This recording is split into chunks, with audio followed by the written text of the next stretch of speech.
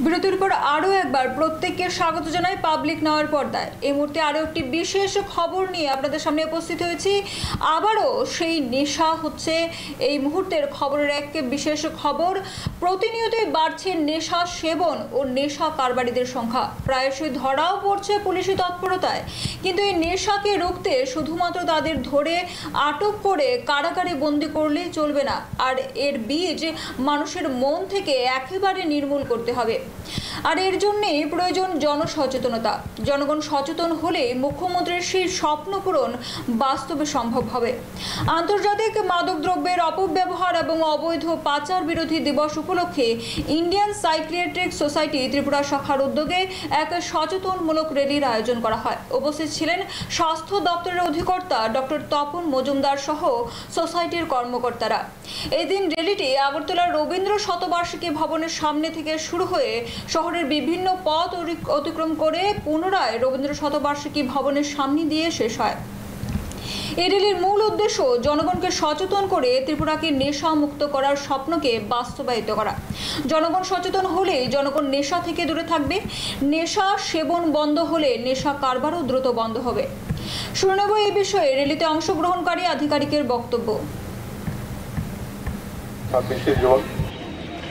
আন্তর্জাতিক মাদকদ্রব্যের অপব্যবহার এবং অবৈধ ওষুধ পাচার এর বিরুদ্ধে যে অভিযান, সেই অভিযানকে সামনে রেখে ইন্ডিয়ান সাইকিয়াট্রিক অ্যাসোসিয়েশনের ত্রিপুরা স্টেট ব্রাঞ্চ আজকে যে র্যালির আয়োজন করেছে, সেই র্যালিতে যারা আপনারা এসছেন সবাইকে আমি আমার আন্তরিক শুভেচ্ছা এবং অভিনন্দন জানাই।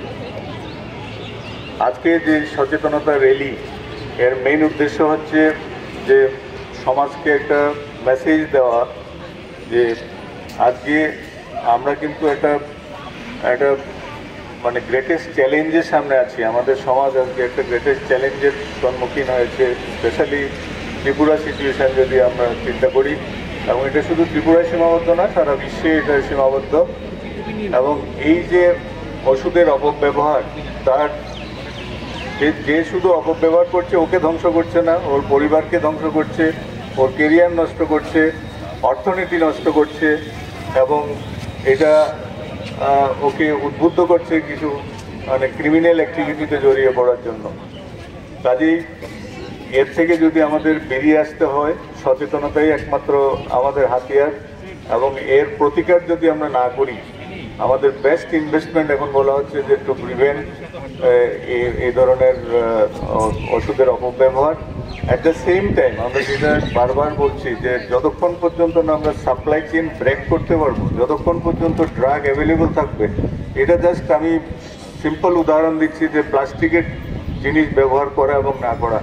বাজারে গেলেই আপনি প্লাস্টিকের জিনিস পান। যতক্ষণ অবধি আমি সোর্সকে ধ্বংস না করবো, ড্রাগের পাচারকে বন্ধ না করবো, ততক্ষণ অবধি আমরা যতই সচেতন করি এই কিন্তু চলতে থাকবে, বিভিন্ন রূপে চলতে থাকবে। এবং তার ফলস্বরূপ আমরা দেখছি আগে আমাদের রাজ্যে চ্যালেঞ্জ ছিল শুধু এইচআইভি, এখন চ্যালেঞ্জ হচ্ছে ট্রিপল ডিজিজ আমরা যেটাকে বলি। আগে শুধু এটা এইচআইভিতে সীমাবদ্ধ নয়, এটা হ্যাপাটাইটিস বি পরিসংখ্যান বাড়ছে, হ্যাপাটাইটিস সি পরিসংখ্যান বাড়ছে এবং খুব টেন্ডার এইজ যেটাকে বলি, স্কুল গোয়িং এবং college going, early college going বাচ্চারা কিন্তু এর শিকার হচ্ছে, অনেককে মৃত্যুবরণ করতে হচ্ছে। কাজেই আজকে আমি আমার আর এই আলোচনা দীর্ঘায়িত করব না, আমরা এখনই আমাদের র্যালি শুরু করব এবং আমি আবারও সবাইকে ধন্যবাদ জানিয়ে আমি আমার বক্তব্য শেষ করছি। ধন্যবাদ। 26শে জুন আন্তর্জাতিক মাদকদ্রব্যের অপব্যবহার এবং অবৈধ ওষুধ পাচার এর বিরুদ্ধে যে অভিযান, সেই অভিযানকে সামনে রেখে ইন্ডিয়ান সাইকিয়াট্রিক অ্যাসোসিয়েশনের ত্রিপুরা স্টেট ব্রাঞ্চ আজকে যে র্যালির আয়োজন করেছে, সেই র্যালিতে যারা আপনারা এসছেন সবাইকে আমি আমার আন্তরিক শুভেচ্ছা এবং অভিনন্দন জানাই। আজকে যে সচেতনতা র্যালি, এর মেইন উদ্দেশ্য হচ্ছে যে সমাজকে একটা মেসেজ দেওয়া যে আজকে আমরা কিন্তু একটা মানে গ্রেটেস্ট চ্যালেঞ্জের সামনে আছি। আমাদের সমাজ আজকে একটা গ্রেটেস্ট চ্যালেঞ্জের সম্মুখীন হয়েছে, স্পেশালি ত্রিপুরা সিচুয়েশান যদি আমরা চিন্তা করি। এবং এটা শুধু ত্রিপুরায় সীমাবদ্ধ না, সারা বিশ্বে এটা সীমাবদ্ধ। এবং এই যে ওষুধের অপব্যবহার, তার যে শুধু অপব্যবহার করছে ওকে ধ্বংস করছে না, ওর পরিবারকে ধ্বংস করছে, ওর কেরিয়ার নষ্ট করছে, অর্থনীতি নষ্ট করছে এবং এটা ওকে উদ্বুদ্ধ করছে কিছু মানে ক্রিমিনাল অ্যাক্টিভিটিতে জড়িয়ে পড়ার জন্য। কাজেই ফিরছি ছোট্ট একটা বিরতির পর, ততক্ষণ পর্যন্ত সঙ্গে থাকুন।